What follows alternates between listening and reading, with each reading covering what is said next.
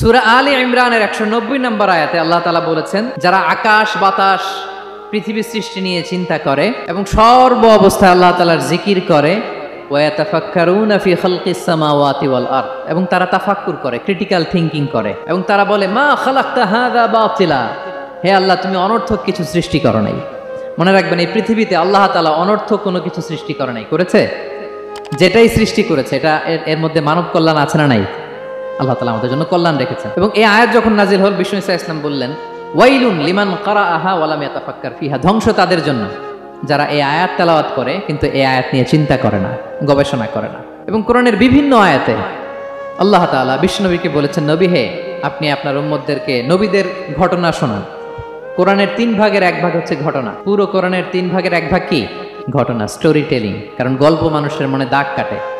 আল্লাহ তাআলা বলেছেন, ফাকসুসিল কসাসা লাআল্লাহুম ইয়াতাফাক্কারুন, নবী হে আপনি তাদেরকে কিচ্ছা শোনান, ঘটনা শোনান, নবীদের কাহিনী শোনান, লাআল্লাহুম ইয়াতাফাক্কারুন, যাতে করে তারা ক্রিটিক্যাল থিংকিং করে। তারা লূত আলাইহিস সালামের কওমের ঘটনা যখন শুনে যে আল্লাহ তাআলা আপসাইড ডাউন করে দিয়েছিলেন, তারা যখন কওমে আদের ঘটনা শুনে, কওমে সামুদের ঘটনা শুনে, তারা যেন চিন্তাশীল হয়। এবং বিশ্বনবীর সাহাবী আবু দারদা রাদিয়াল্লাহু তাআলা আনহু উনি বলতেন, তাফাক্কুরু সাআতিন খায়রুন মিন কিয়ামি লাইলা, 1 ঘন্টা কেউ যদি আল্লাহর সৃষ্টি নিয়ে চিন্তা করে সেটা সারা রাত তাহাজ্জুদের সালাত পার করার চেয়ে উত্তম।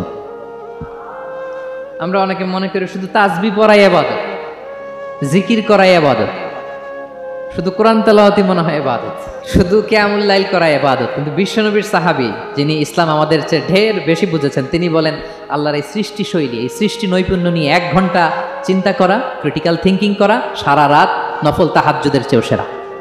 এবার বলেন, আমাদের চিন্তা করার দরকার আছে না নাই? ব্রেনটা খাটাবেন তো? এই যে যারা কনভার্টেড মুসলিম হয়, এরা কিন্তু অনেক চিন্তা ফিকির করে, নিজের সাথে নিজে বোঝাপড়া করে, ক্রিটিক্যাল থিংকিং করে, তাদের অ্যানালজি কাজে লাগিয়ে, আল্লাহর দেয়া ব্রেনকে কাজে লাগিয়ে এরপরে শাহাদা পাঠ করে, এমনি এমনি না।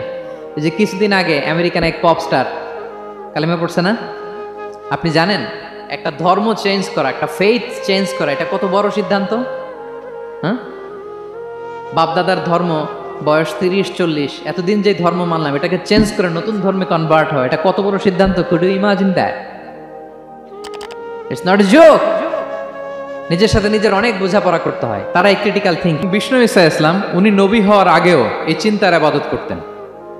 তিনি হেরা গুহায় চলে যেতেন, কাবা থেকে 6 কিলোমিটার উত্তরে, 634 মিটার উঁচু, যা বলে নূরের উপরে একটা কেইভ আছে, গুহা, এটার নাম হচ্ছে গারে হেরা। ওখানে বসে বসে তিনি এই চিন্তা করতেন। তার মানে নবী হওয়ার আগে বিশ্বনবীর ইবাদত ছিল চিন্তার ইবাদত। নবী হিসেবে অ্যাসাইন্ড হওয়ার আগে বিশ্বনবীর ইবাদত কি ছিল বলেন তো? নামাজ পড়া, কোরআন তেলাওয়াত করা। কোরআন তো নাজিলই হয় নাই, কোরআন তেলাওয়াত করবে কেমনে? তখন 6 মাস বসে বসে উনি ওখানে কি করেছেন বলেন? ধ্যানমগ্ন ছিলেন, তিনি চিন্তা করতেন। ওইটাই ছিল ওনার আধ্যাত্মিক শিক্ষায়তন। ওই নির্জন গুহার মধ্যে উনি যখন চিন্তায় মগ্ন ছিলেন, আল্লাহর সৃষ্টি শৈলী নিয়ে চিন্তা করতেন, ঠিক ওই মুহূর্তে, অন্তিম মুহূর্তে, ওই মাহেন্দ্রক্ষণে নাজিল হয়েছে ইকরা বিসমি রাব্বিকাল্লাযী খালাক, read in the name of your lord who has created, পড়ো তোমার প্রভুর নামে যিনি তোমাকে সৃষ্টি করেছেন, শিক্ষা দিয়েছেন। তাহলে সম্মানিত সুধী, ইসলামের সূচনা হয়েছিল, এটা বলা যায় ফাইনালি যে ইসলামের সূচনা হয়েছিল এই চিন্তার ইবাদতের মধ্য দিয়ে।